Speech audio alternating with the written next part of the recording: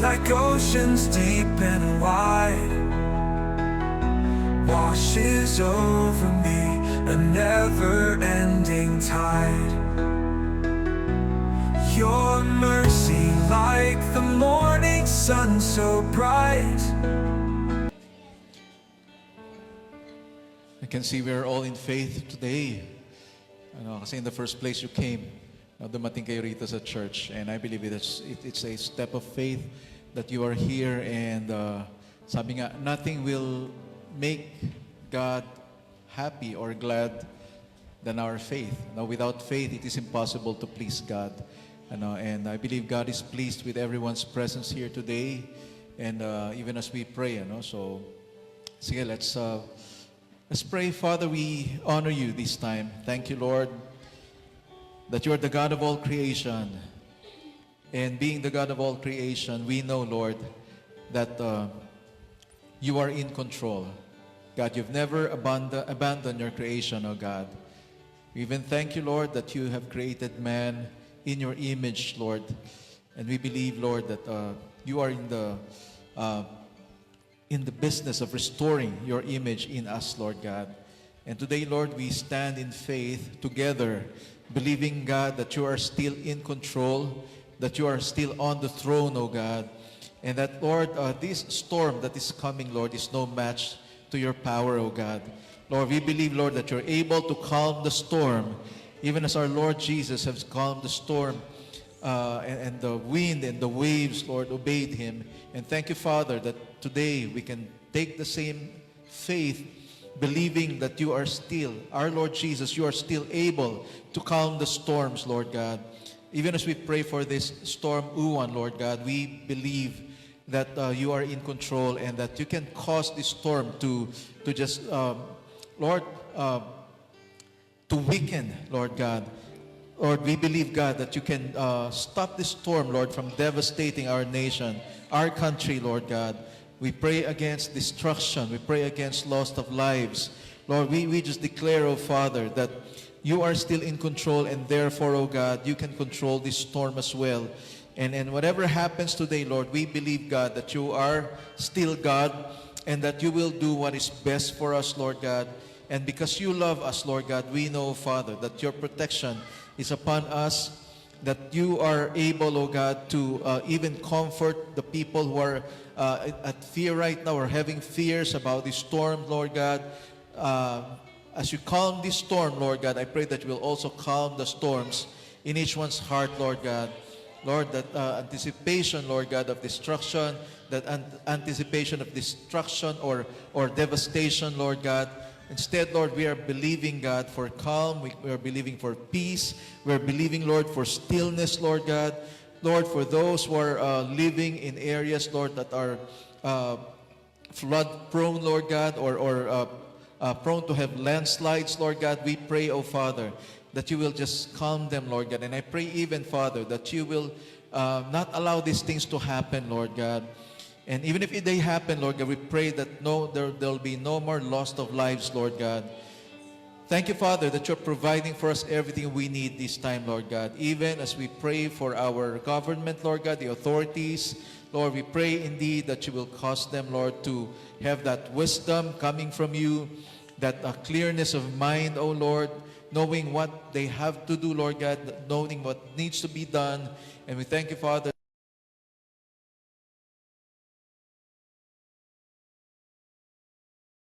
your favor, oh God, that you love each and every one of us, that your word said that you love the world, oh God, that you have come to save the world, oh God, that you've come to save every one of us. And we believe, Father, that you can save us from this storm, Lord God. Thank you, Father. We honor you and we give you glory and praise right now. In Jesus' name we pray. Amen. Amen. Okay, before you take your seats, would you please just greet one another? Sige po, ngitian lang natin yung bawat isa. Dito na lang yung kids natin.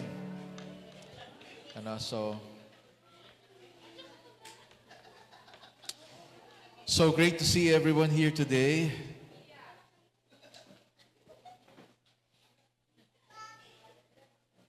Sige po, you can take your seats for a while. Now we're believing that God is in control of this time. And as I was saying, God is pleased to see every one of you here today. Now, some people might say lack of wisdom, lumabas pa rin kayo dahil bumabagyo. But the Lord honors your faith. The Lord honors your faith. And I believe that when God is honored, He also provide blessings for those who are in faith. Okay? So are you going to bring the kids out? Ilan ba yung kids natin? Sige, if sa taas na lang kayo. Sige. Umuulan ba sa labas? Magdala pa rin kayo ng payong para sige, let's pray for the kids as they go. Sige, pag-pray natin sila. Father, we lift up to you these children as they go to the kids' church. We pray, Father, for your protection, Lord God. Pray, Father, for your God guidance over everyone. I pray for the kids, Lord, that they will indeed treasure what they'll be learning today.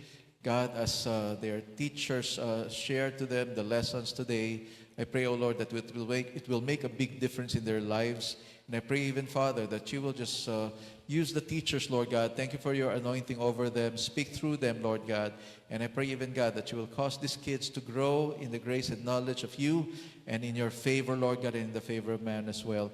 Thank you, Father. We commit them to you. In Jesus' name we pray. Amen. Amen. Sige po. Let's release them. Naka-ready na silang lumabas eh. Kaya, sige, palabasin na natin sila. Kita nyo, pati mga anak natin, walang takot sa bagyo. Pupunta sila sa kids' church. Merong isang naiiwan dito, cute na baby.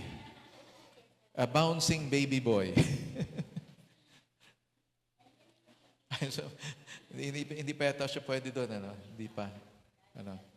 Alright, sige. So, good morning everyone and welcome to our service today. So good to see every one of you here. Familiar faces. Kanina sabi ko may first timer tayo. Hindi naman pala first time. Si Robin and Cathy. Nakatalikod ka kasi kanina, kaya sabi ko, parang may first timer. Hindi pala, no? So, ayan, okay. So, si Isra is here. So, you're okay after the board exams? Okay na. So, pinag-pray natin siya during the board exams. And all the rest, so good, so great to see you all here today. Okay, so natapos po natin yung series natin last week, Stand. And I just would like to give us a review of everything that we studied or learned during this series. Now, yung una, sige, masaya siya. Sige lang, ikot ka lang. Mag-concentrate po tayo sa word, kahit po merong cute na baby dyan sa paligid. Okay. Sige. Dalawa sila. Ayun, meron pang isa doon. Okay, on week 1, we studied about stand in the strength. So sabi nga natin, yung lakas na kailangan natin ay nanggagaling sa Lord. Yung strength daw natin, hindi yung strength na kaya nating i-produce, but it is God who provide the strength that we need to stand against the works of the enemy. Sabi nga ni Marky kanina, gawa ng Diablo itong storm na to. And sabi ko naman din, in one of the lessons that I heard is that yung mga calamities natin is actually nature's reaction to man's sin. So yung kasalanan kasi nating mga tao ay lumalala, and sometimes when something is done, when evil is done in a specific place, merong mga sakuna, merong mga sumpa, nagkakaroon ng curse yung lugar na yon. And I'm not saying na sinumpa yung bansa natin, but I'm saying it's a natural thing that's happening right now. Kaya nga lang, palala din ng palala ang kasalanan ng tao, kaya yung mga calamities din natin. So, and some people would even say, kaya nga ang flooding ngayon, grabe, dahil wala ng mga, wala ng mga puno. So, wala ng, tapos clogged yung ating mga drainage. Diba? So, some people would say, hindi naman kasalanan magtapon ng basura. Kaso sabi, bawal magtapon ng basura. Then nag-break ka ng utos. So, and the thing is, naalala ko yung commercial dati, diba? Yung basurang tinapon mo, babalik din sa'yo. Diba? At may kasama pang ibang basura. So, but let's really pray that our nation will really change, magkaroon talaga tayo ng pagbabago. And considering that yung naging scandal natin sa flood control. Diba? So, with such money, I think kaya talaga nating makontrol, magawa ng paraan yung flooding. Okay, sige. Sige, wag mo siyang pigilan para hindi siya magwala. Hayaan mo lang siyang kumilos dyan. Sige, maghabulan kayong dalawa dyan. Ayan, dalawa sila eh. Also, we studied stand in truth and righteousness. Dito na in-introduce yung armor, The armor, the belt of truth and the breastplate of righteousness. That's why we're able to fight against the schemes of the enemy because we have been made righteous in the sight of God and that we stand on the truth of the Word of God. Kaya kung may mga kasinungalingan yung kalaban na ibabato sa atin, okay, sasabihin nga na yung mga calamities nga, di ba sa insurance, sinasabi nila, acts of God daw yon. Acts of God. It's acts of nature. Or it's nature's response to man's sin. Hindi po si God ang may gawa nun. So God created a perfect world, but our sin caused this world to become broken. So imperfect, fallen world, sabi nga. Okay, so we have the truth of the Lord against the lies of the enemy, and we have God's righteousness against the enemy's accusation. And then, sabi pa rito, stand ready for battle. So we talk about the helmet of salvation, the sword of the Spirit, the shield of faith, and also yung, yung sandals of the readiness of the gospel. Okay, so we have everything we need to fight the battle. So kaya lang tayo natatalo kasi hindi natin alam gamitin. And that's why the last week, we talk about standing in prayer. Kasi yung power behind the armor is prayer. So, kasi kailangan mo i-declare yun eh. You have the helmet of salvation. If the enemy accuses you, you can declare, I am saved. Kaya ni-declare nga ni Marky kanina, alam ko, saved na ako eh. Diba, niligtas ako ng Diyos. Okay? Sige, nag-iit bulaga siya. Wag kayo makipag-peekaboo. Okay, para... Sige. Right, so it's important for us to stand in prayer. Okay, and sabi ko, wala namang sundalong lumalaban na ang bala niya, walang pulbura. So yung pinaka-pulbura ng ating weapon is prayer. There's power when we pray, okay, because we tap into the power of God. Now, we start a new series today. It's entitled In His Name. In His Name. And our goal here is that we will understand what it means to live for Jesus. Knowing that we will find, kumbaga sabi nga, where ability ends, faith begins. Nag-uumpisa yung ating pananampalataya kapag wala na tayong kakayahan. And may we learn to understand what it means to really live for the Lord. Sinasabi natin to na kung tayo ay mananampalataya, di tayo nabubuhay ng para sa atin. Nabubuhay tayo para sa Panginoon. So we live in His name. And we also learn the importance of leaning on Christ. Now we rely on the Lord, especially when we are incapable of something. Wala tayong kakayahan kasi, di ba? So kaya kailangan natin ang pagtitiwala sa Panginoon. And that He is the name above all names. Yun yung topic natin ngayon. Okay, can we all stand up as we look at the scripture? Basahin ko lang yung text natin ngayon in Philippians chapter 2, verses 9 to 11. Okay? Therefore God exalted Him to the highest place and gave Him the name that is above every name, that at the name of Jesus every knee should bow in heaven and earth and under the earth, and every tongue acknowledge that Jesus Christ is Lord, to the glory of God the Father. Okay, basahin ko lang din po yung Tagalog version. Sabi rito, kaya nga siya naman ay lubhang itinaas ng Diyos at binigyan ng pangalang higit sa lahat ng pangalan. Ito ay upang sa pangalan ni Jesus ay luluhod ang bawat tuhod ng mga nasa langit, ng mga nasa lupa at ng mga nasa ilalim ng lupa. Ito ay upang ipahayag ng bawat dila na si Jesucristo ang Panginoon sa ikaluluwalhati ng Diyos Ama. Let's just bow down our heads and let's thank the Lord for His word. Father, we honor you again this time and we welcome your presence. We pray indeed, Lord, that you'll speak to every one of us as your word is delivered, as your word is read, Lord God, and as your message is delivered. We pray, Father, that your Spirit will just move freely among us today. Speak to our spirits as well, Lord God. And we even thank you that you're pouring out your grace this time for us not only to understand your word, but even for us, Lord, to be able to do your will, that we may follow your ways, do what is in your word, Lord God, and so glorify your name. And indeed, Father, be glorified this time, Lord God, in every day of our lives. We honor you, Father. In Jesus' name we pray. Amen. Amen. Sige po, you can take your seats now.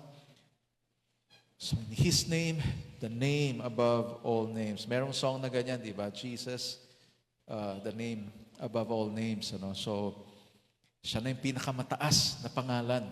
No? And then we're going to look at that. And just a brief background lang. No? Yung book of Philippians is, sabi nga, ito yung pinaka-friendly na letter ni Paul. So, kasi walang, kumaga, meron mang issue, pero hindi siya yung kagaya ng sa Corinthians, na katakot-takot na issues, yung mga awayan sa church, division sa church, yung mga issues about, ano pa ba yung mga sinasabi rin, may demandahan sa church, immorality, so itong Philippians walang ganong dinidil. Although meron doon disunity in the church and some selfish ambitions and fighting, meron din. Pero unlike doon sa Corinthians, Galatians, lalo na ang Galatians, sabi nga doon sa Galatians, umuusok ang ilong ni Paul habang sinusulat niya yun sa sobrang galit. Because the Galatian church is turning away from the gospel. So ibang gospel na yung ini-embrace nila, ibang katuruan na. And the gospel as we know it is Jesus Christ coming here in this world. Kaya nga December magse-celebrate tayo, di ba? Although hindi naman yun yung talagang birthday ng Panginoon. But we are taking a time every year to pray, to just celebrate the coming of the Lord. Dumating siya, nag-ministry, of course, He healed the sick, He taught people about the righteousness of God, the kingdom of God is coming, and then He was crucified. So, imagine mo na-crucify sa paggawa ng mabuti.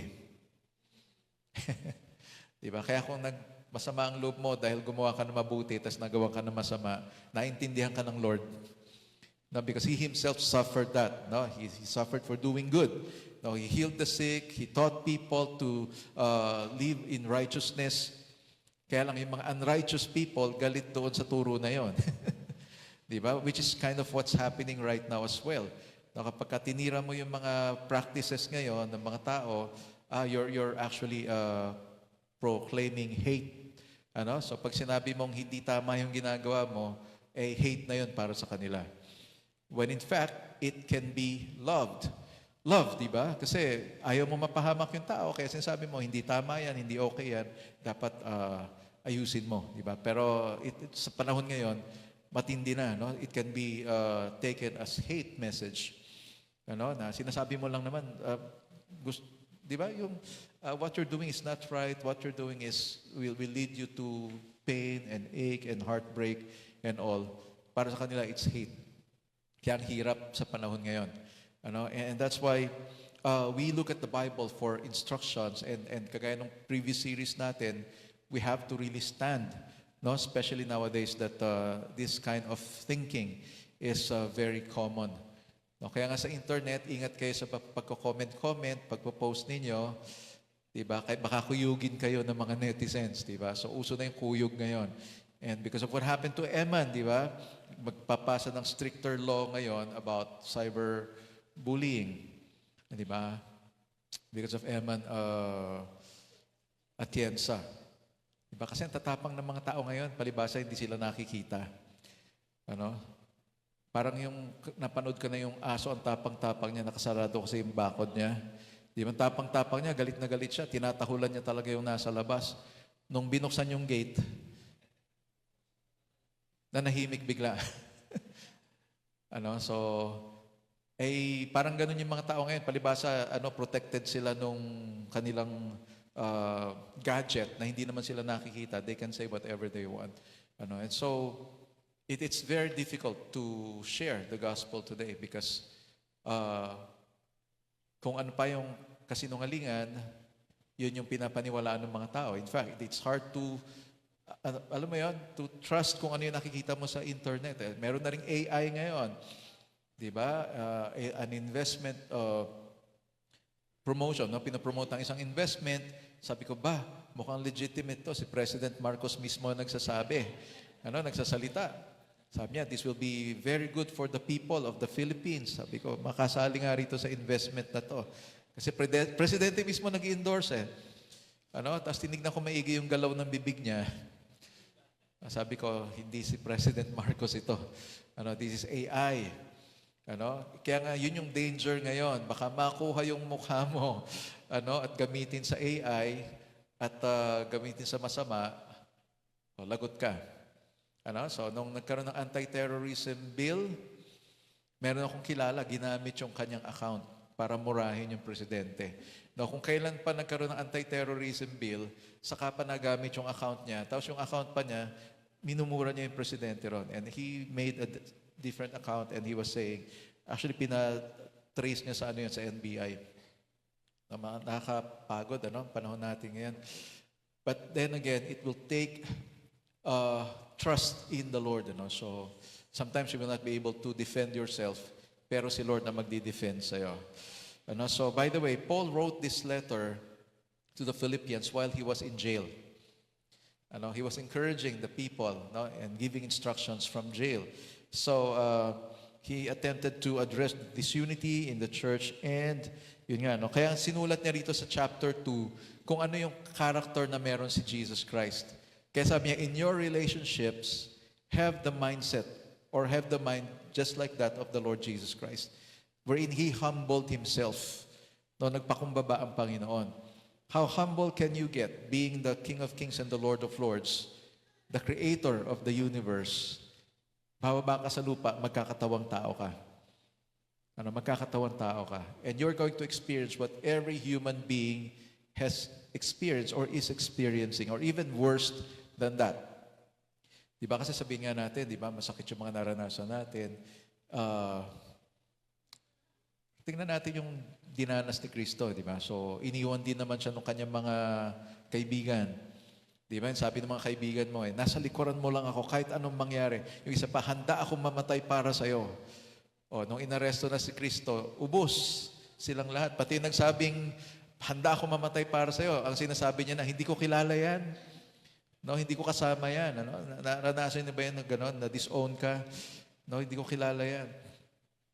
So he was alone although may kasama siyang dalawang criminals, nakapako, pero while he was on the cross, there's that feeling of being lonely, mag-isa ka lang. Why? Kasi wala na lahat I mean, yung mother niya nandun, wala namang magawa, di ba? And one disciple, wala ring magawa para sa kanya. And so he had to suffer this for a purpose, for a goal, and that is our salvation. So, kaya ginamit ni Paul yon para i-instruct yung mga tao sa church. Huwag kayong mag-away-away. Huwag kayong magpataasan, magpagalingan, everything that's happening in the church. Ang sabi niya, take the example of the Lord Jesus Christ. He humbled Himself. He endured the mockery. Diba? So, sabi niya, hari siya. Sabi niya, i-build niya yung temple. Hindi niya kayang iligtas yung sarili niya. Magaling tayong mga tao sa ganyan Di ba? Magaling tayong mag-criticize, magaling tayo sa... Akala ko ba, sabi niya, mga ganun tayo, di ba? Wala naman palang sinabi yan Di ba? So, it still happens nowadays. Nangyayari pa rin sa panahon natin yan Di ba? We look at the person, wala namang capabilities yan. Itsura pa lang, Wala pang ang ginagawa yung tao, wala pang sinasabi. Kaya tuloy kadalasan, napapahiya tayo. Ay, ang galing pala niya. Di ba? Yung palang itsurang yun, may ibubuga pala. Ikaw yata ang walang ibubuga Di ba? And so, sino sa inyo nakakapanood ng Dharman videos, Dharman stories? Hindi nyo alam yan. Naaaliw ako doon sa mga story ng Dharman Kasi yung mga nakikriticize, there's no way a person like you can afford something like this. Mga ganon. Diba? Yung itsura mo na yan, it won't succeed. You won't succeed with that kind of, yung image. Mga ganon. About criticisms, about judging people, and then bandang huli, they will be proven wrong. Meron pang ang case doon na binubuli nila, tas anak pala nung may-ari ng company. Di ba? Yung sinasabi na, yung sa isang store, sabi nga nun, ang binibenta namin dito pang sexy. Walang pang XXXXL. Yung 5XL or 10XL, yung mga ganon. Talagang minamak talaga yung tao eh. Na only to find out, yung palang babae na yon, anak ng may-ari ng store. Di ba? Yung mga ganong eksena. And someday, the Lord will prove people wrong. And yung mga nagsasabi na walang Diyos, na sabi nga ng Bible, the fool says in his heart, there is no God. Fool. Isang hangal lang ang magsasabi na walang Diyos. While you take a look around you, these are all proof that there is a God. You look at yourself in the mirror, that is proof that there is a God. Because in the first place, you were created in the image of God. And you look at yourself, you were created perfectly. I mean, baka sabihin mo, hindi naman ako ganun kagwapo, perfect ba to? You're perfect, So God created you that way. And the way God designed our bodies, perfect. Yan, like ko nga sinasabi, kung itong dugtungan na to, itong elbow na to, nausog ng konti rito, mahirapan ka na kumain. Kung mas maiksi yung leeg natin, lalo na. Di ba? Kung yung ilong natin, imbis na nandito yung butas, nandito, imaginein mo yon, lagi ka may dalang payong. Di ba? Kasi pag umulan, malulunod ka eh. Pag naliligo ka, lagi ka nakayuko kasi, di ba? God created you perfectly. I mean, the design of your face, yung mga position ng mga parts ng body natin, they're all perfect. Di ba? So, yung dalawang mata mo na yan, nandyan, dalawang tenga sa magkabila, everything, yung mga folding ng fingers natin, perfect siya. You can fold it, everything is perfect. Kaya, wag nating i-base sa itsura natin yung perfection. Because everything that the Lord created is perfect. Iba-iba tayo ng itsura. Beauty is not just on the outside appearance, it is in the heart, sabi nga. Sabi nga, kahit hindi gwapo yung tao, pag nakita mo yung puso niya, gumaganda na rin siya. Di ba? Magtataka ka, ang ganda ng babae, yung lalaki hindi naman kagwapuhan. Bakit na-win niya yung heart ng babae? Di ba? It's because mabait, di ba? Masunurin, mahaba ang buntot, at aso pala yun. Hindi po yan. What I'm trying to say is, minsan, di ba, sense of humor, di ba? Yung ugali ng tao kasi nakakapagpagwapo sa kanya eh. Di ba? Although iba rin naman yung usapan, pagka ikaw ay hindi gwapo, tapos nagdadrive ka ng Ferrari, nadadala ka ng kagwapuhan ng kotse. Pero, mahirap doon. Paglabas mo ng kotse, mukha ka ng driver. Nasaan yung may-ari niya? Di ba? Mga ganon. So, the thing here is, ang identity kasi natin nasa Lord eh. And that's why we live in His name. Kaya yun yung topic natin ngayon. I mean, yung series natin. We live for Him. We live in Him. Kasi nga, itong itsura na to ay, kumbaga, perfect na sa Lord ito. If this person lives in the name of the Lord, lives according to His will, I tell you, nagiging gwapo ka. At nagiging dangerous ka rin sa kaharian ng dyablo. So, gwapong-gwapo ka kay Lord, pero pagdating sa dyablo, pangit na pangit ka. Gusto ng dyablo, sirain ka eh. Why? Because he cannot stand the image of God in us. And the more when you step out in faith, lalong naiinis ang dyablo kasi mas lalo mo nagiging kamukha ang Diyos eh. So, that's it, for the background. And Paul was talking about the example of Christ. And so, what is in a name? Pag titignan natin, ano nga ba meron sa pangalan?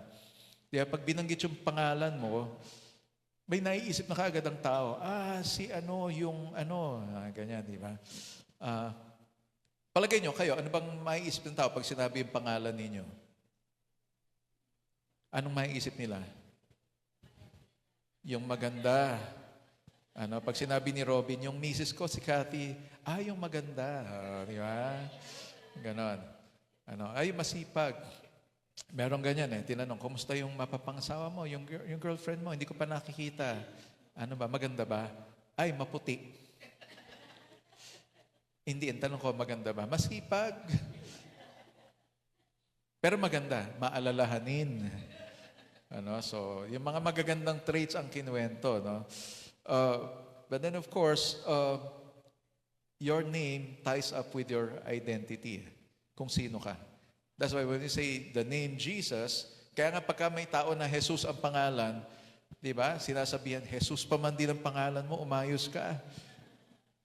Di ba? Sasabihin naman ng tao, pangalan ko lang yun, pinangalan lang sa akin at hindi ako yun. Di ba? But of course, di ba pag naipangalan ka dun sa, kagaya na halimbawa, meron akong kilala, pangalan niya ay Rizal. So dalawang bagay lang yan, December 30 or June 16 ang kanyang birthday. Kasi pinangalan kay Rizal eh. Di ba? June 16, 1861. 1861, di ba? Tapos December 30, 1896. Di ba? So, kaya kung pinanganak ka ng December 30, possible merong Rizal yung pangalan mo. Babae, may babae akong kilala, ang pangalan niya is Rizal Angela. Rizal Angela yung kanyang pangalan. So, December 30 rin. O Rizalina, mga ganon. Diba? So, yung name mo, may kinalaman doon sa identity mo or yung identity nung pinagkunan nung pangalan mo. Although in the Old Testament, kung ano yung pangalan mo, that is your destiny. Diba? Kaya nga si Jabez, sabi niya, Lord, oh, that you might bless me indeed. Why? Kasi Jabez means pain. Diba? So imagine mo, pinangalanan ka ng nanay mo ng pain. Hirap. Diba? Si Jacob. Diba? Parang ang ganda pangalan, diba? Jacob. Okay? Pero ang ibig sabihin ng Jacob sa Tagalog, manggagancho. Manloloko. Manlilinlang. Scammer. Sa time natin ngayon, scammer. Yun ang ibig sabihin ng Jacob. Kasi lumabas siya, hawak-hawak niya yung sakong ng kapatid niya eh. Para bang inano niya, bumalik ka dito, ako mauna sa'yo. Parang ganon. So, he's a deceiver. He grasped his heel and so he was named Jacob. Imaginein mo, yung pangalan mo ay manlilinlang. Scammer. So, ayan na si scammer. Diba? And true enough, anong ginawa niya? Niloko niya yung kapatid niya, benta mo sa akin yung birthright mo, bigyan kita nitong pagkain. Diba? Tapos niloko niya yung tatay niya, nilinlang niya yung tatay niya, nagbihis ng damit nung yung hairy na damit, goat skin. Sabi ng tatay niya, ikaw nga ba si Iso? Ako nga po ito. Ganun, diba? Yung amoy Iso. Pero yung boses ni Jacob. Diba? And so what happened? Diniceive niya. Ninakaw niya yung yung blessing. Diba? So, kaya nung pagdating ng time na, na siya, sawa na siya sa pandideceive, sabi niya doon sa ka-wrestling niya? Nakipag-wrestling siya sa Lord. That's the first wrestling match. And he endured, persevered, and he, sabi nga, he was able to contend, with the Lord. And his name was changed from Jacob to Israel. Di ba? So, what's your name again? Ano ang pangalan mo, Jacob? Yeah, no, it's not about asking the name. Ang gustong sabihin ng Lord, sino ka ba talaga? And I believe when Jacob said, my name is Jacob, I'm sure nag-flash doon sa isip niya yung mga niloko niya. Yung mga naisahan niya, yung mga ginawa niyang panloloko. And the Lord said, your name will no longer be Jacob, but your name will be Israel. For you wrestled with God and you endured and you prevailed. Sabing ganon. And God is able to change your name. Hindi man literal, sa PSA yan pa rin ang pangalan mo, pero pagdating sa Lord, iba na yung pangalan mo. Why? Because your destiny goes with your name. And meron tayo dyan si Abigail. Sa PSA siya si Abigail. Pero sa atin siya si Abigail. Alam niyo ba yung Abigail? Ibig sabihin nun, delight to the Father. A delight to the Father. So I believe that God the Father is delighting, delighted in her. Okay? So, what is in His name? What is in the name of the Lord Jesus Christ? One is, there is authority in the name of Jesus. Kaya nga sabi rito, therefore God exalted Him to the highest place and gave him the name that is above every name. So kaya nga siya naman ay lubhang itinaas ng Diyos at binigyan ng pangalang higit sa lahat ng pangalan. So when you say the name of Jesus, there is authority. Pag sinabing authority, sa atin kasi sa Tagalog, ang word is kapangyarihan. Pero meron pang isang word which is power, which is sa Tagalog, kapangyarihan pa rin. So, ano yung distinction ng dalawa? Yung authority tsaka yung power. When you talk about authority, it means the right of the person to make things happen. Karapatan niyang gawin yon. Diba? Kaya nga yung mga police, may authority sila to impose the law. They were given that authority. No? Makita mo yung badge nila, makita mo yung baril nila. So, alam mo, meron silang kakarapatan na i-impose. Ang problema lang, pag sila mismo yung bumabali ng batas. So, kaya nga, we need to pray. So, although, hindi naman lahat ng police ganon, but there are some. May mga cases na ganon. So, the name of Jesus is a name that is above every name. No? It's not just talking about a label, but he's also talking about a position. He was actually describing the position of the Lord Jesus Christ. Hindi lang siya basta-basta pangalan na label. Kaya nga, we revere that name. No, lalo pa nga kung ang pangalan mo mismo ay Jesus. Diba? May pressure sa'yo na talagang ayusin mo yung buhay mo kasi kapangalan mo ang Diyos. Diba? Although the name Jesus is Greek word for Joshua or Yeshua. Now, yung Yeshua is Hebrew or Joshua. So Joshua and Jesus are the same. Pareho lang ibig na sabihin. It's just that yung Jesus is the Greek name. Kumbaga, the Greek version of the name Yeshua or Joshua. It means Savior. Yun yung ibig sabihin nun, Savior. Okay? So, His name is supreme above all. So, pag sinabi yung supreme, siya na yung pinakamataas sa lahat ng authorities. And that's why when He was about to ascend heaven, kausap niya yung mga disciples niya, sabi niya, all authority in heaven and on earth has been given to me. So, ibig sabihin nun, lahat na ng kapangyarihan para papangyarihin ang mga bagay-bagay, binigay na lahat kay Kristo yon. No, and that's why He said, go and make disciples. Pinasa ni Lord yung authority na yon ngayon sa mga nananampalataya sa Kanya. We have been commissioned to go and make disciples. And that's why you here in church, God is not just calling you to attend church. Natutuwa ang Lord na kahit alam natin may paparating na bagyo na andito kayo ngayon. But God calls you more than that. Higit pa dyan ang pagtawag ng Lord sa inyo. I mean, we did good today. We came here in faith, not deterred, not hindered by the typhoon, pero meron pang higher call si Lord sa atin. And the higher call is for us to take His authority to go and proclaim His word, proclaim the gospel, share the good news to other people.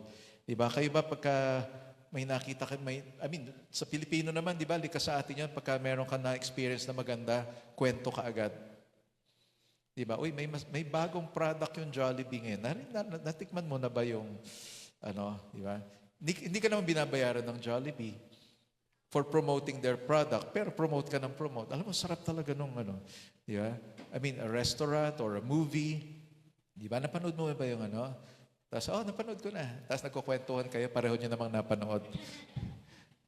Diba? So, how about experiencing the power of the Lord in your life? Parang wala ako naririnig na gano'n. No? Alam mo ba, ang galing-galing ng Panginoon, yung ginawa ng Lord, talagang, di ba? Bibihira sa tao yung nagkukwentuhan ng gano'n. Di ba? Minsan, kami-kami nakaka-experience. Ganun talaga yun eh. Di ba? When you experience something, you love to talk about it, lalo pa kung yung kakwentuhan mo, naka-experience din siya. Di ba? So, we share about how God provides, we share about how God moves in our lives. Di ba? Meron ba nagkukwento rito kung paano ka binago ng Lord? Alam mo ba, dati akong mamamatay tao. Buti na lang dati, no? Kumusta ka naman ngayon? Meron pa ring desire to, alam mo yon. Matakot ka na sa kausap mo pagka gano'n. Di ba? Yung, sino ba yun? Sabi niya, Pastor, mapapatawad pa ba ako? Walang kasalanan na hindi pinapatawad ng Panginoon. Nakapatay po ako ng tao. Marami na po ako napatay. Kaya kang patawarin ng Panginoon. Ganyan. Pastor, kasi lahat ng naniniwalang may Diyos pinapatay ko. Kaya akong patawarin ng Diyos. Oo naman, kaya kang patawarin ng Diyos. Ikaw ba, Pastor, naniniwala ka sa Diyos?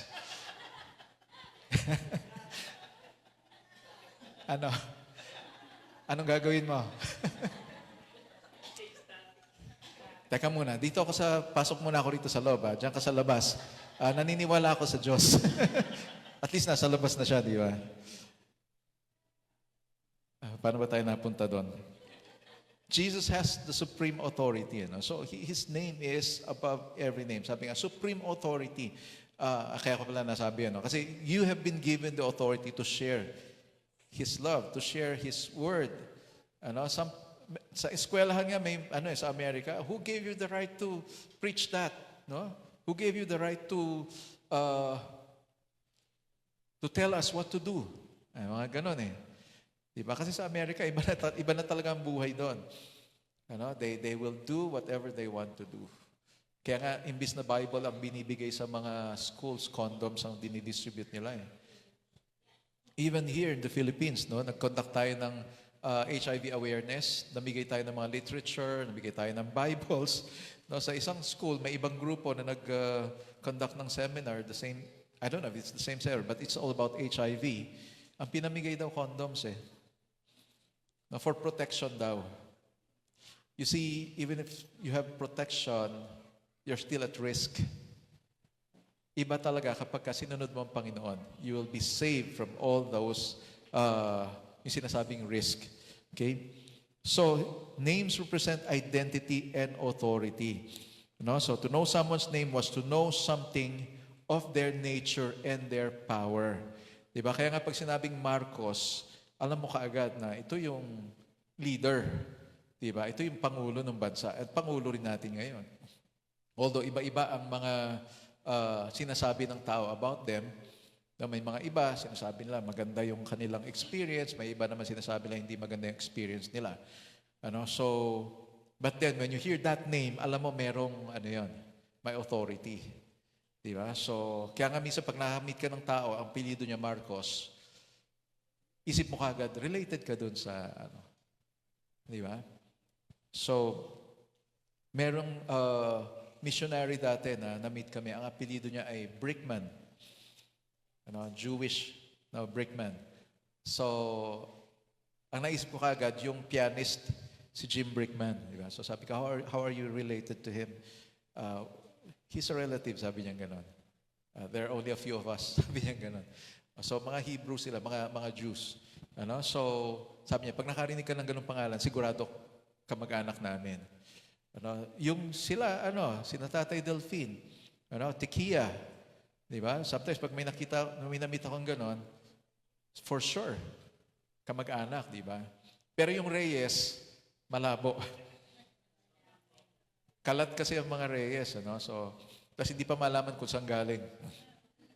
O kasi sabi ni Gov Alvarado, sabi niya, Reyes ka? Opo, sa Pampanga po. Sabi niya, ay, naligaw yung lahi mo, sabi niya gano'n.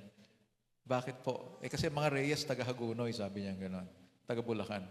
So sabi ko, nabanggit nga po ng father ko, Bulacan yung roots talaga namin. Pero Kapampangan. Nagsalita ng Kapampangan. So yung mga gano'n, when you hear the name, alam mo kaagad na merong kung saan galing, kung ano yung kanyang status, o ang apelyido mo ay Zobel. Ilaya. Ayala pala. Yung Ilaya sa Divisoria yun. So, pag Zobel ang apelyido mo, nako, mayaman, di ba? Si, senyor. So, Hindi, di ba yung mga Henry C., di ba? Yung mga, alam mo na, ano talaga, Tan Katchong. Hindi nyo kilala? Ay, hindi nyo kilala? Tan Katchong. Jollibee.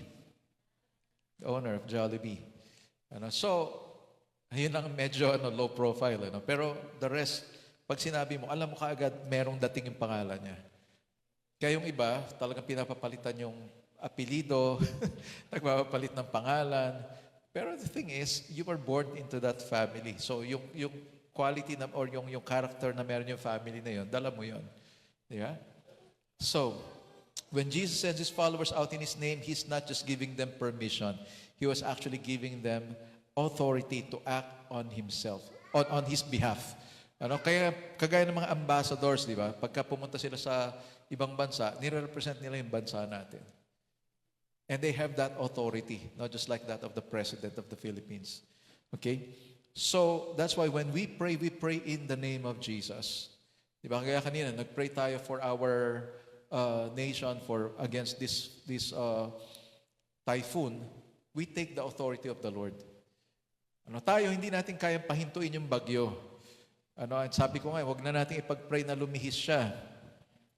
Kasi pag lumihis, nagrereklamo yung mga pinuntahan ng bagyo Di ba? Nag-pray kayong lumihis, nag-pray kami. Sa amin pumunta. Di ba? So, kaya ipag-pray natin na balusaw na siya, di ba? Humina na lang, at kung ano na lang yung kailangan ng bansa natin, yun na lang ibigay ng bagyo. So, and we can pray for that, not because magaling tayo, not because we have that power, but because we have the authority of the name of our Lord Jesus Christ. Diba? Sinasabi nga natin, Lord, kung pinahinto mo yung hangin, pinatahimik mo yung dagat, sa pangalan mo, pinapatahimik din namin itong bagyo na to. It's just the same thing. And so, when you understand His authority, it changes the way you live. Diba? Kung alam mo may authority ang Panginoon sa buhay mo, nababago ang buhay mo. And that's why the true what do you call that? Yung totoong pagkakakilanlan ng isang totoong Kristiyano yung authority ni Jesus sa buhay mo. So, that's because if Jesus really is the authority over your life, makikita yun sa pamumuhay na makikita siya na siya yung sinusunod mo, siya yung word niya, yung nag-guide sa buhay mo. So you stop living from a place of insecurity. Kasi yun nga, may kanya-kanya tayong mga dala sa buhay Di ba? Some of us have those insecurities. We're striving. We have,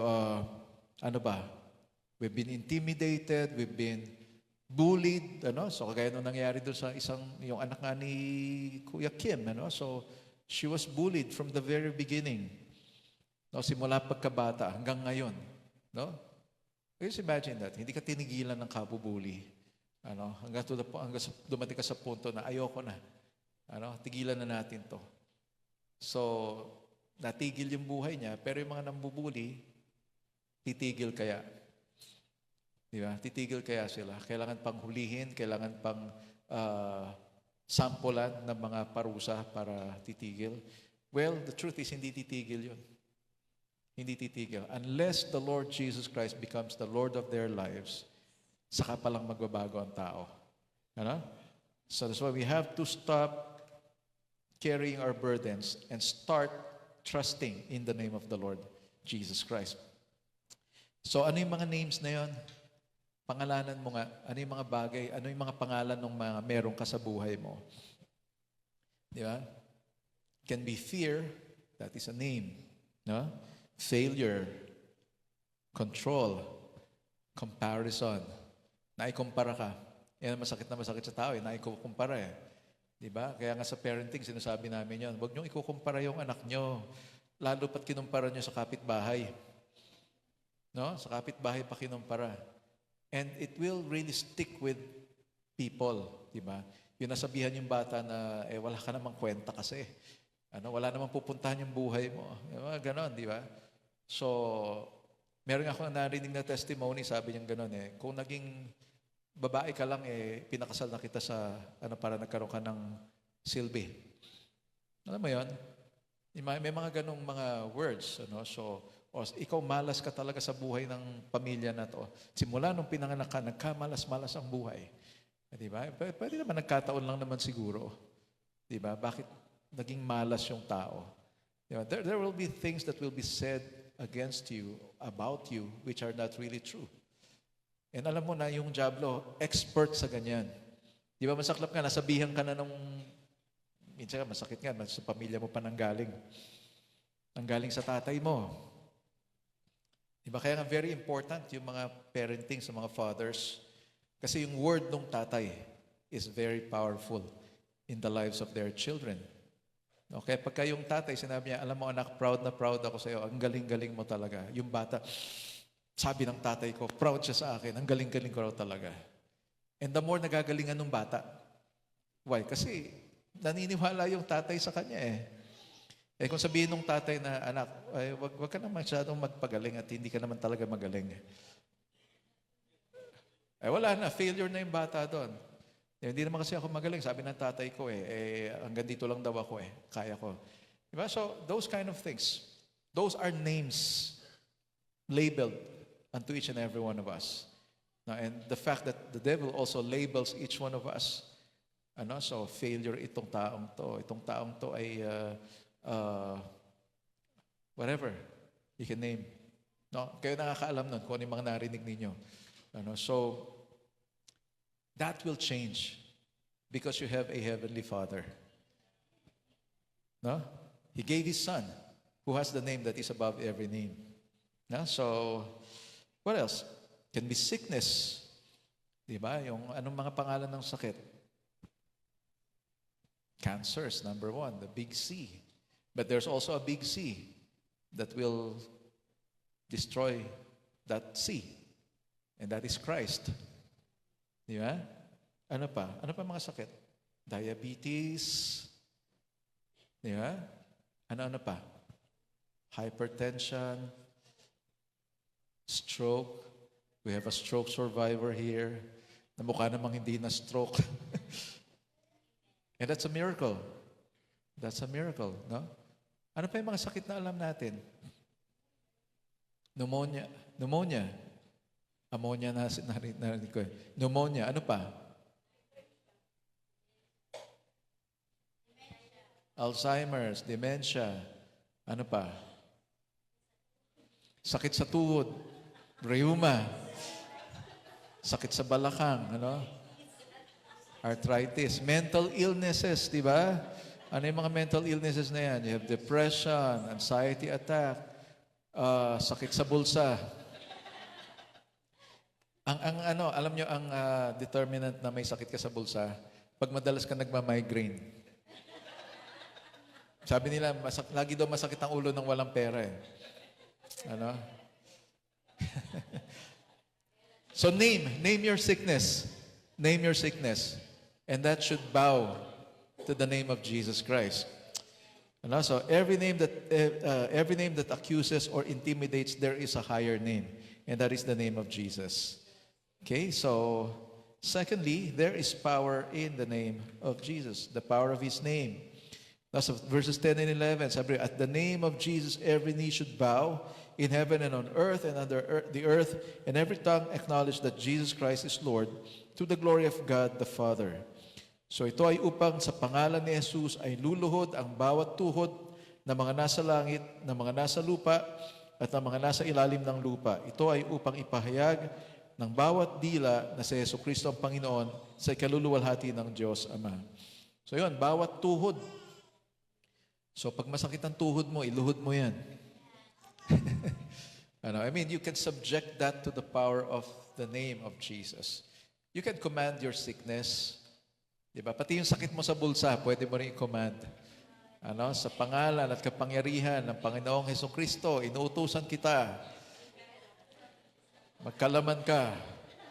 Tapos sasabihin ng bulsa mo, sa pangalan ni Jesus at sa kanyang kapangyarihan, magtrabaho ka. Para magkalaman yan. So gumanti ng sagot yung bulsa. Authority. Again, authority is yung karapatan. But the power is, yung kapangyarihan, the power is about the ability to make it happen.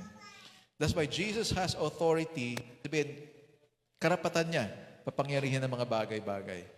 But He also has the power. Ibig sabihin, may kakayahan siyang papangyarihin ito. And that's why, sa mga pulis, makita mo, may badge sila, di ba? So that is their right. No? Kaya nga, hindi pwedeng basta-basta ginagamit mo yon. Kaya nga yung Halloween, no? Sinuot niya yung police, uniform ng police, tas may badge pa. Tas ginawang sleeveless. Mismong uniforme ng police yung ginawa niya ng ganon.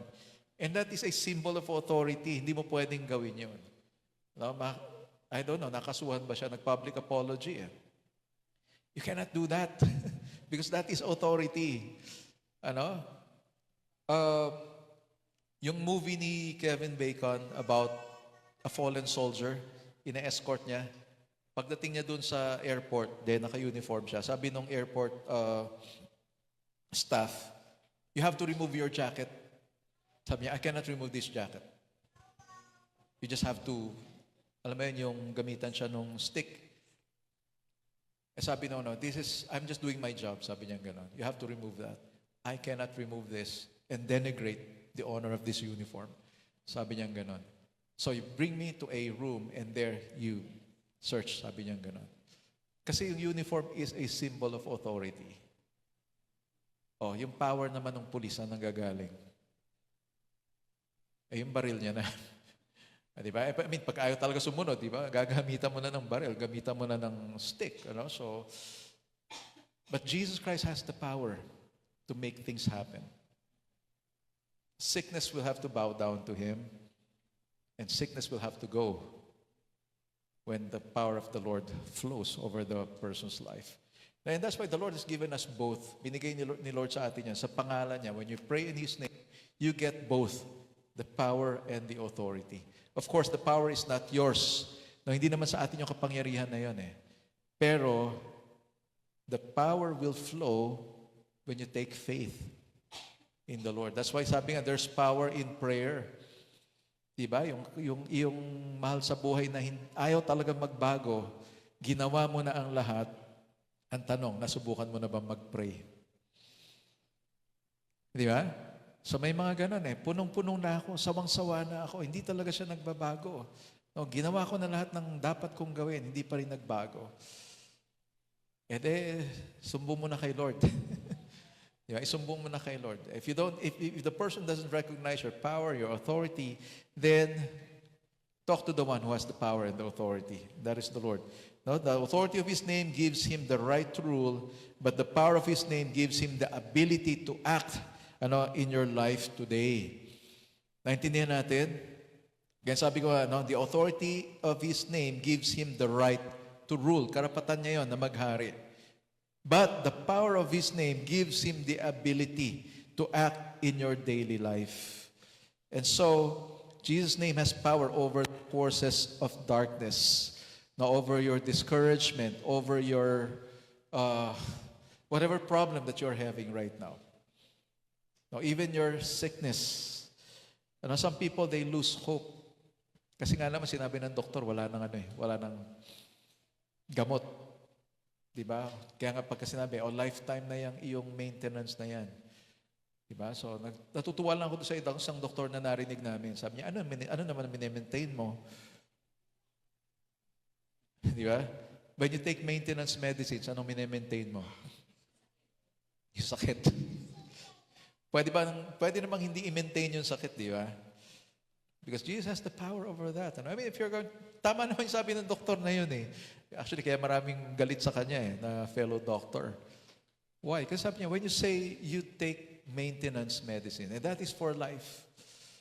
So, baka mabash din ako dito ng mga iba. Pero, I just heard that. Sinabi niya. Pero, if you just come to think of it, para saan nga ba? Ano nga ba mini-maintain mo when you take maintenance?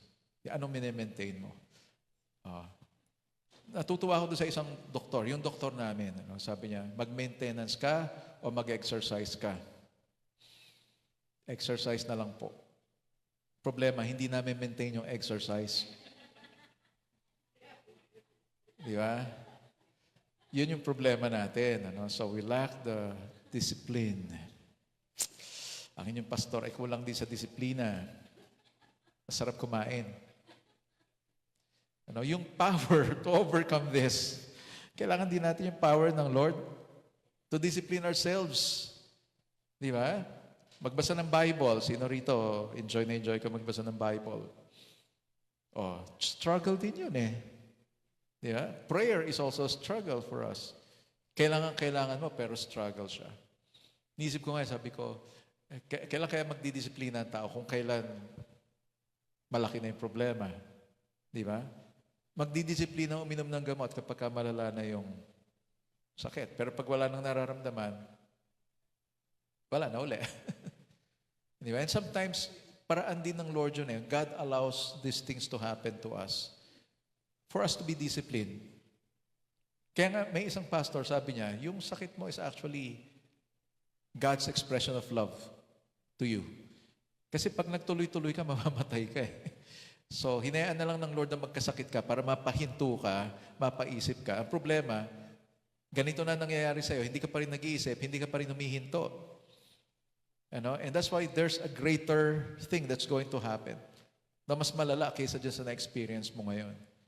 And that's why it's for you to make a choice, make a decision. The power is available for us, authority is available for us, pero ang tanong, anong pipiliin mo? Di ba? Kaya mo naman disiplinahin yung sarili mo kung tutuusin. I remember saying this before, no? When we sin, walang grace doon eh.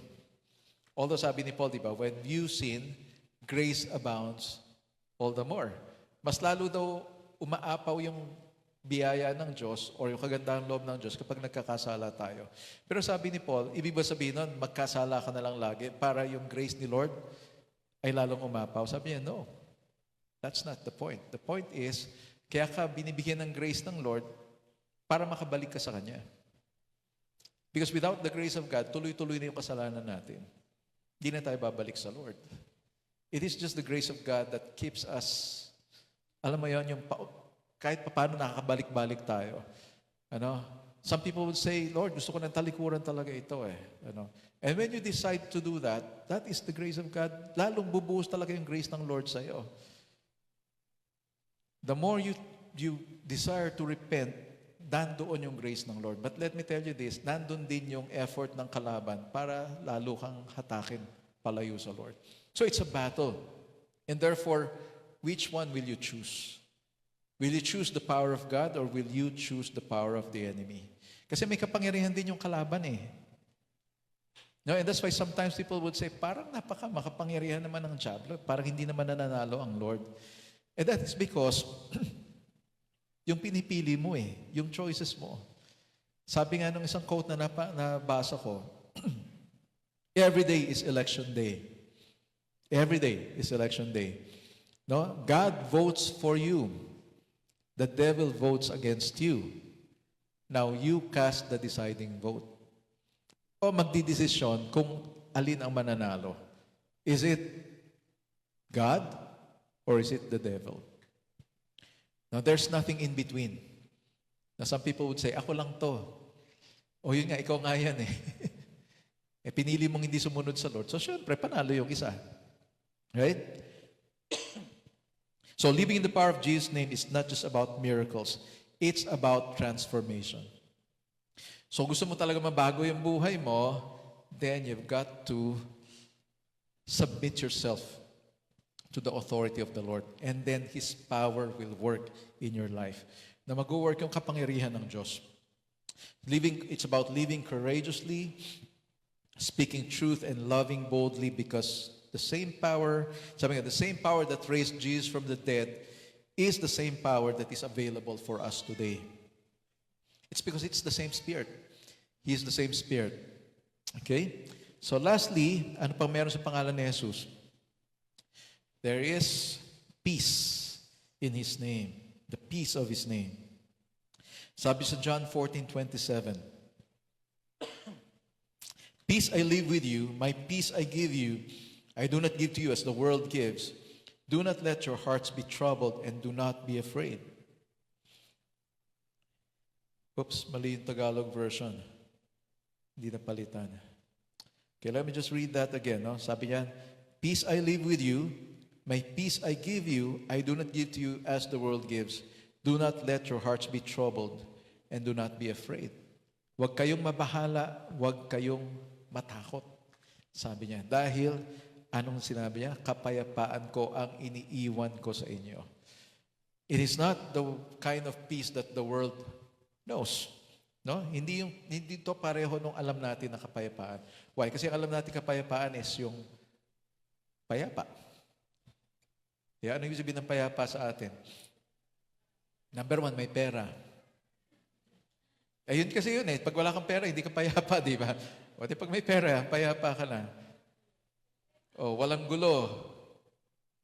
Eh, yung iba, may pera na nga, hindi pa rin mapayapa eh. Di ba?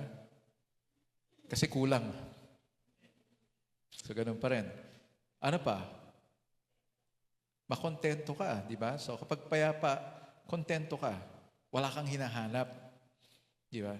Pero ang sinasabi ni Lord na kapayapaan na binibigay niya is, in the midst of your troubles, in the midst of your problems, no, in the midst of your situation, kalmado ka. Kalmado ka. No, calm. Kaya ano sinabi ni Lord dun sa bagyo, di ba? Be still. He was saying calm. Na pag binasa mo yung Tagalog nun, kumalma ka. Yun ang sinasabi. And I believe the Lord is telling every one of us, kumalma ka. No, kailangan natin kumalma. When you ask people, what do you want?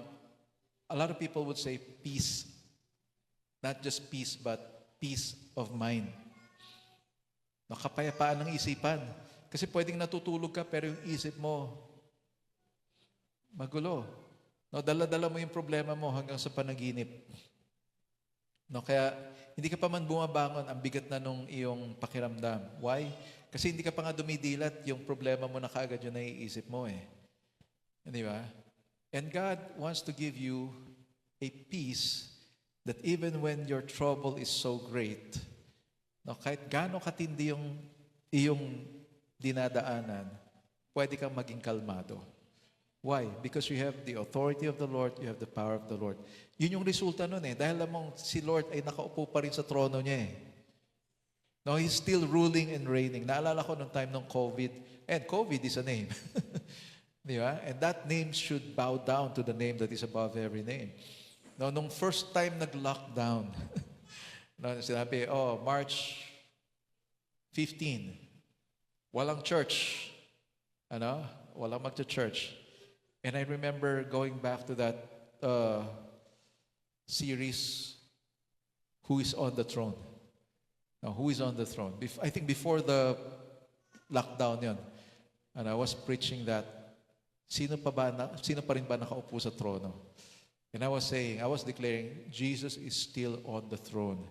And this COVID virus has to bow down to His throne. And therefore, even when the pandemic is ongoing, alam mo yung in-enjoy na, personally, I enjoyed it. Kasi yun yung gusto ko magstay sa bahay.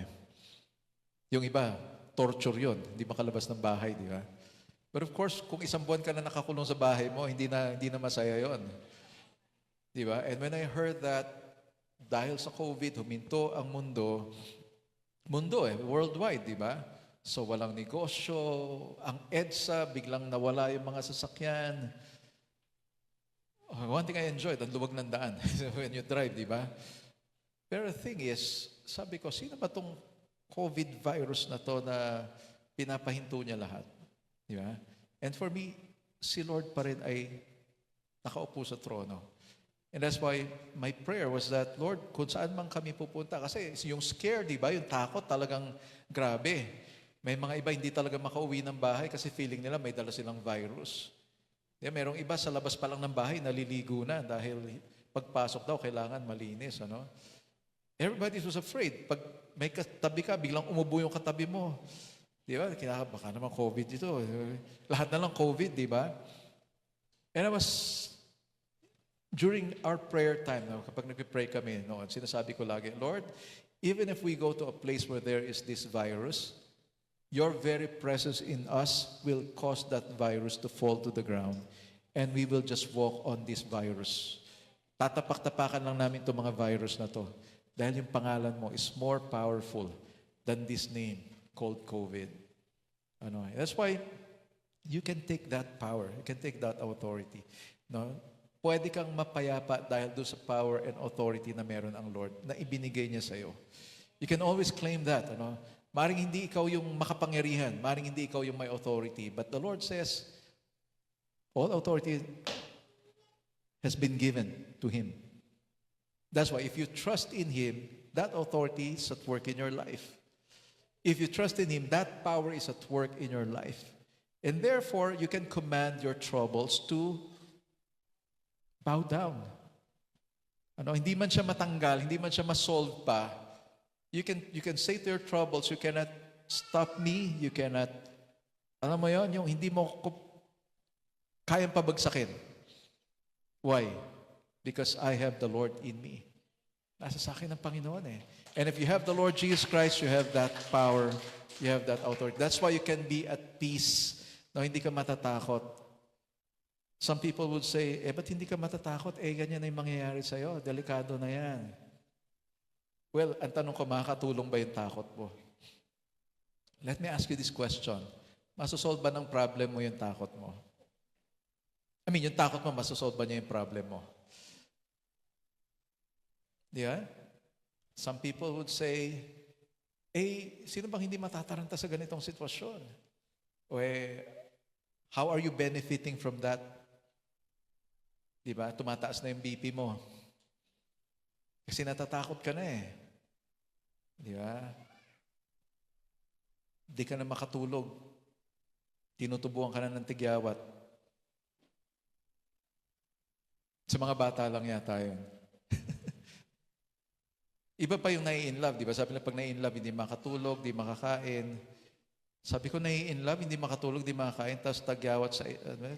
Di ba yung kanta, di ba? Di na makatulog, di na makakain, tagyawat sa pisngi, pati na sa ilong. Pati na sa ilong. Tapos kaiisip sa'yo, tagyawat dumadami. Palagay ko, hindi love yun. Palagay ko, problema yun. Problema yun, di ba? If you're in love, I believe, di ba, mas maganda ang results sa'yo noon eh. Kaya ang tanong ko, are you in love with the Lord? In love ka ba sa Panginoon? So looking at all this, what are you going to do now? Kung alam mong may power ang Panginoon over your life, meron naman pala siyang kapangyarihan na baguhin yung sitwasyon mo. Di ba? What are you going to do now?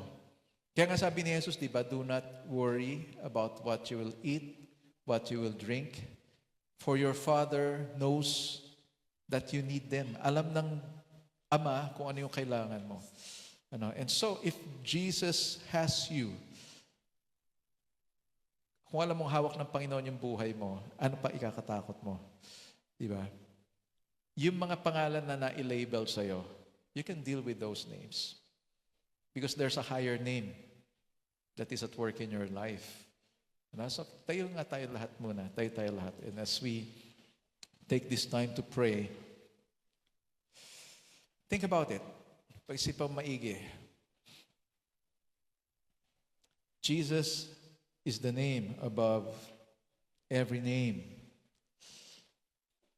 And that name has authority over your life.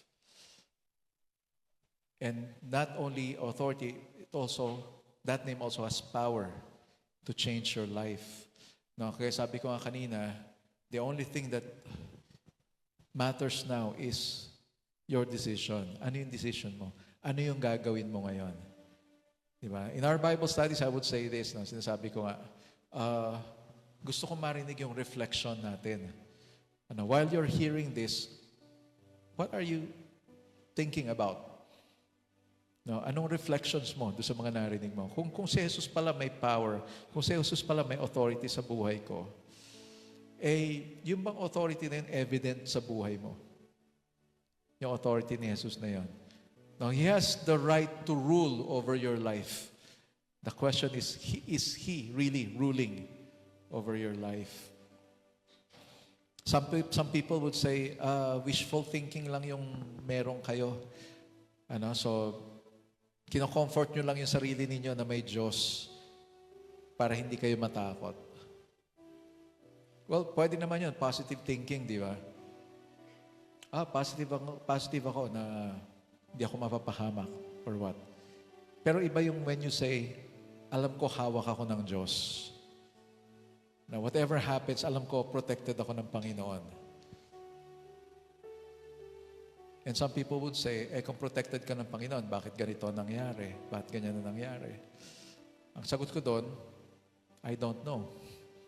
Pero ang alam ko, sovereign pa rin ng Panginoon. Makapangyarihan pa rin siya.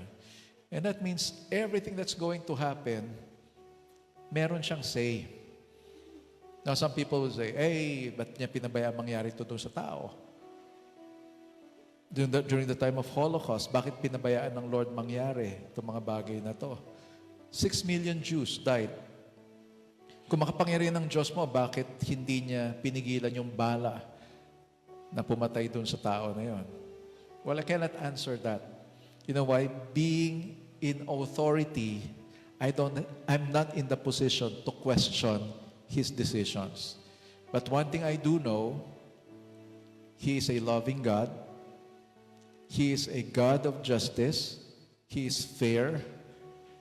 Yung mga nakita natin na unfairness sa panahon na ito, someday, God will bring everyone to account and all injustices will be made right.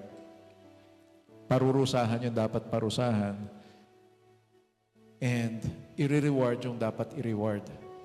Ang question ko sa atin is, where are we doon sa punto na yon? When we face God, will we receive a reward or will we receive punishment? And again, the choice is ours. Now, you can either hate God or love God. So the choice is yours. So if you love the Lord, He is able to change anything that is not right with your life. Kaya nga merong pag-asa gumaling yung mga may sakit. Hindi lang physical sickness but even mental illness. Kasi ngayon, talamak na yung may depression, merong anxiety, merong panic attack. Mga disorders, meron pa nga yung tinatawag na social anxiety na hindi ka makapunta sa maraming tao dahil natatakot ka. All of this, it never came from God. Fear that did not come from God. When you say anxiety, ibig sabihin ng fear. Meron kang takot.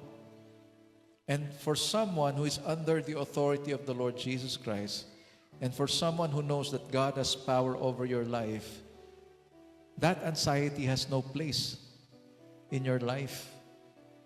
Kaya kung sinasabi mo nagtitiwala ka sa Lord, tapos inaatake ka ng anxiety mo, well, take the Lord's authority over your life. You may need medications, okay lang yun. No? Some people will say, kasi kailangan ng doktor, kailangan ng gamot. Well, go ahead. Take those medicines, prescriptions. Pero put your trust in the Lord. Put your trust in the Lord. Because when the Lord works in your life, all of these things has to go away. So, if you're dealing with something in your life, come to God right now. So, bago po ako mag-pray, let's just bow down our heads. Let's just close our eyes right where you are. Kaya sabi ko nga kanina, maaaring may mga nasabi sa'yo, may mga ginawa sa'yo, may mga names na naibigay sa'yo, or may mga names kang kinikip sa buhay mo. No? Whatever that name is, name it. Kung meron kang sakit na nararanasan sa buhay mo ngayon, sa katawan mo, name that sickness. And have that name submit to the name of the Lord Jesus Christ. In other words, i-claim natin yung power ng Panginoon over these things.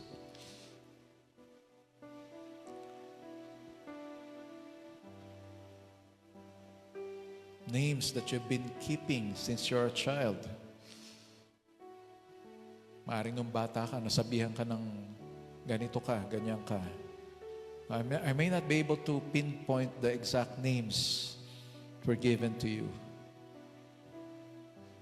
Nasabihan ka na tamad ka, nasabihan ka na kung ano man yan.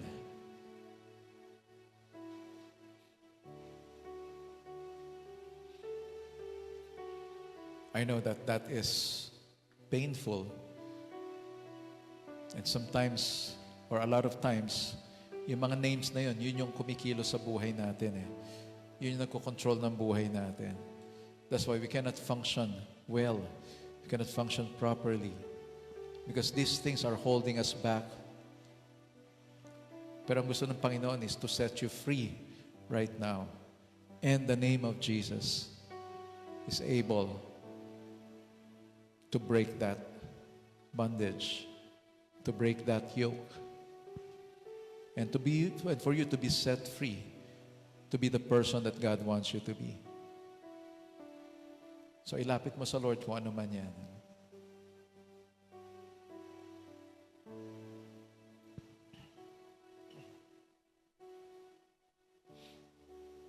Lord Jesus, we thank you that we can be at peace this time. Una-una na sa lahat, Panginoon, binibigay mo yung kapayapaan na yun sa amin, sa kalagitnaan ng kung ano mang meron kami sa buhay namin, God. Even in this time of storms or storm coming to our land, thank you, Lord, that we can be at peace because we know that we are in your hands. But most of all, Lord, thank you that you are setting us free from all those things that held us in bondage. Lord, lahat ng mga bagay na natanggap namin simula pagkabata, mga salita na sinabi sa amin, mga pangalan na ipinangalan sa amin habang kami lumalaki. And somehow, itong mga bagay na to ay nagkaroon ng control, effect sa buhay namin. That's why we cannot really function to our full potential, Lord. May mga bagay na pumipigil sa amin para gawin kung ano yung tama, kung ano yung dapat. May mga bagay na pumipigil sa amin para maging mangyari sa amin, Panginoon, yung destiny na binigay mo sa amin. Today, Lord, we come to you and we claim, first of all, your love for every one of us. Salamat, Panginoon, that we can be secured in your love, na mahal mo ang bawat isa sa amin, iniibig mo ang bawat isa sa amin. You are concerned about every one of us here, that contrary to what the devil is saying, that you hated us, Lord, your word says you loved us, Lord God. And that's why you are willing to give your life to us, Lord Jesus. Thank you that we can hold on to your work, Lord, to your finished work on that cross, that we have been forgiven of our sins.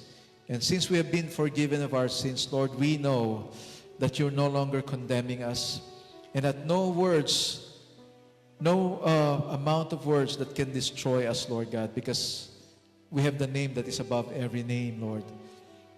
Thank you, Father, that these negative words has no effect on us anymore, Lord God.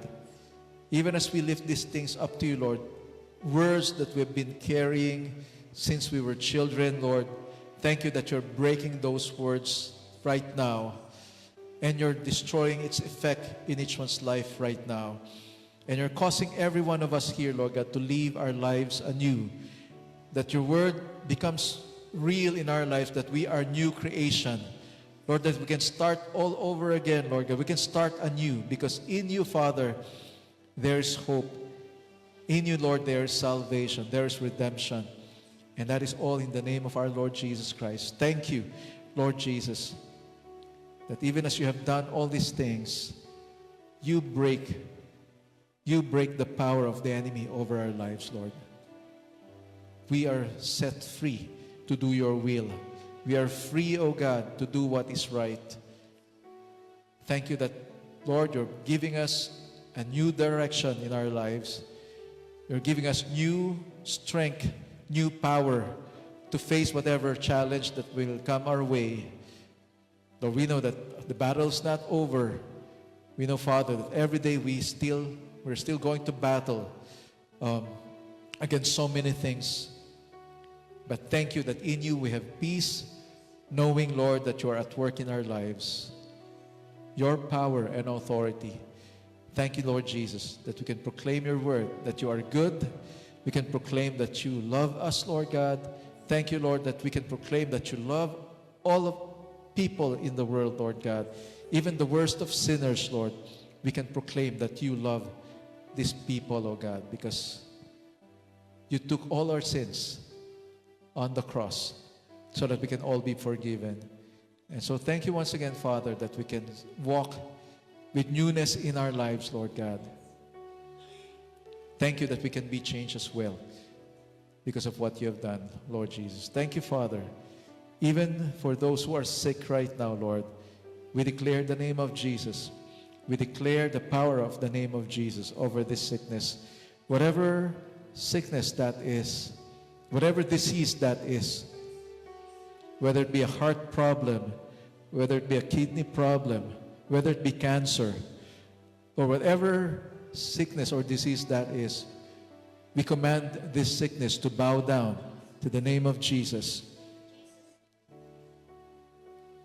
And we declare healing over these bodies right now. Because the name of the Lord Jesus Christ, the power of the name of the Lord Jesus Christ is in that body right now, at work in that body. So we claim healing to everyone who is sick right now. Thank you, Father. Thank you, Lord, for your healing. Thank you for your power. And we thank you for your love. In Jesus' name we pray. Amen. Amen. So you can take your seats for a while and let us call on si Ate Susan for our offering as we move to our time of offering.